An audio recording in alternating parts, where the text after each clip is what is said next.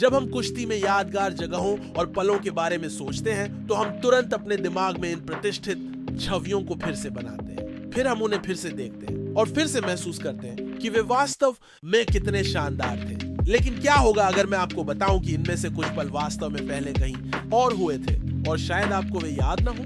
खैर, ये आपको याद दिलाने का समय है, क्योंकि यहाँ 10 प्रतिष्ठित क्षणों की सूची दी गई है जो वास्तव में पहले कहीं और हुए थे। अब तक हमने देखा है कि सुपरस्टार जोखिम उठाने को तैयार है और ब्रॉक लेसनर भी रेसलमेनिया 19 में अलग नहीं थे। जब उन्होंने WWE खिताब के लिए कर्ट एंगल को चुनौती दी, लेसनर टॉप रोप की और बढ़े और शूटिंग स्टार प्रेस करने की कोशिश की, लेकिन चूक गए और सीधे उनके सिर पर गिर गए। कोई सोच सकता है कि ब्रॉक टॉप टर्न बकल पर अपरिचित क्षेत्र में थे, लेकिन लेसनर ने वास्तव में पहले OVW में अपने शुरुआती दिनों में और अपने कुछ WWF डार्क मैचों के दौरान शूटिंग स्टार प्रेस को सही तरीके से किया था।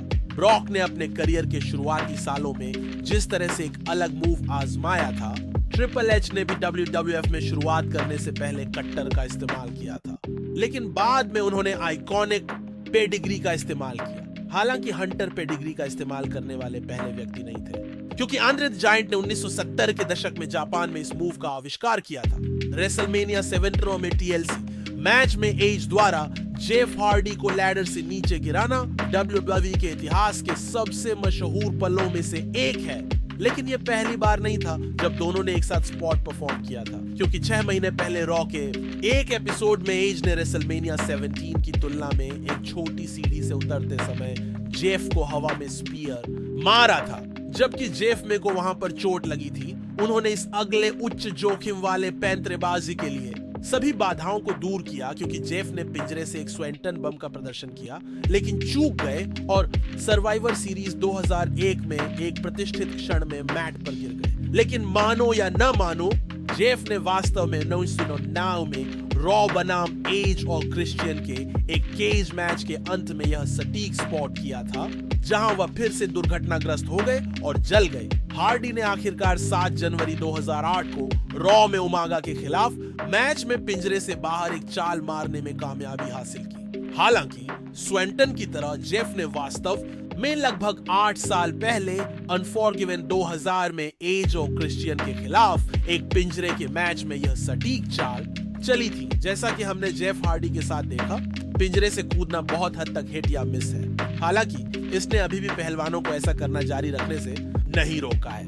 कोडी रोड्स एक और ऐसे व्यक्ति थे जिन्होंने इस तरह का जोखिम उठाने के खतरों का पता लगाया जब उन्होंने फरवरी 2014 में रिंग में रोड डॉग पर पिंजरे के ऊपर से मूनसॉल्ट किया। हालांकि कोडी ने वास्तव में मैडिसन स्क्वायर गार्डन में एक हाउस शो में 1 महीने पहले ही ऐसा किया था। रेसलमेनिया क्रिस बेनॉइट की सबसे बड़ी उपलब्धि होगी, क्योंकि उन्होंने आखिरकार WWE में विश्व चैंपियनशिप जीती। हालांकि क्या आप जानते हैं कि यह बेनॉइट की पहली विश्व खिताब जीत नहीं थी। क्रिपलर पहली बार WCW में अपनी अंतिम रात को विश्व चैंपियन बने थे, इससे पहले कि वे WWF में शामिल होते, जब उन्होंने 2000 में सोल्ड आउट में सिड विशियस को हराया था। एक शानदार पल से लेकर शायद सबसे चौंकाने वाले पल तक। कौन भूल सकता है कि केन ने आखिरकार केन का चेहरा सबके सामने दिखाया, लेकिन WWE में उन्हें पहले भी आंशिक रूप से बिना पूछे ही हराया गया था। सबसे पहले 2000 में रॉ पर DX के हाथों, और फिर कुछ ही महीनों बाद समर स्लैम मैच में लीजेंडरी अंडरटेकर के खिलाफ। अब लीजेंड से लीजेंडरी किलर बनने वाले रैंडी ओर्टन अपने करियर में कई लीजेंड को हराने के लिए जाने जाते हैं, जो अंततः वाइपर के रूप में विकसित हुए, जहां वे WWE लॉकर रूम को अपने खतरनाक पॉइंट किक से तहस नहस कर देते थे। ऑर्टन ने वास्तव में 2007 तक नियमित रूप से पंट किक का उपयोग करना शुरू नहीं किया था, लेकिन 2003 में ऑर्टन ने रॉ पर हार्डकोर लीजेंड मिक फोली को सीढ़ियों से नीचे गिराते समय इस मूव का उपयोग किया था। पहली बार हमेशा महत्वपूर्ण रहेगा, और WWF प्रोग्रामिंग पे पहला लैडर मैच इससे अलग नहीं था। ये मैच रेसलिंग प्रशंसकों द्वारा इतने प्यार से याद किया जाता है और पसंद किया जाता है कि ये भूलना बहुत आसान है कि शॉन माइकल्स और ब्रेट हार्ट ने वास्तव में पहले भी यह मैच किया था। हालांकि इसे कभी भी टेलीविजन पर नहीं दिखाया गया, और यह 1992 की गर्मियों में पोर्टलैंड में WWF हाउस शो में हुआ। यह मैच बाद में 2007 मैच में दिखाए जाने के बाद प्रकाश में आया WWE द्वारा निर्मित डीवीडी सेट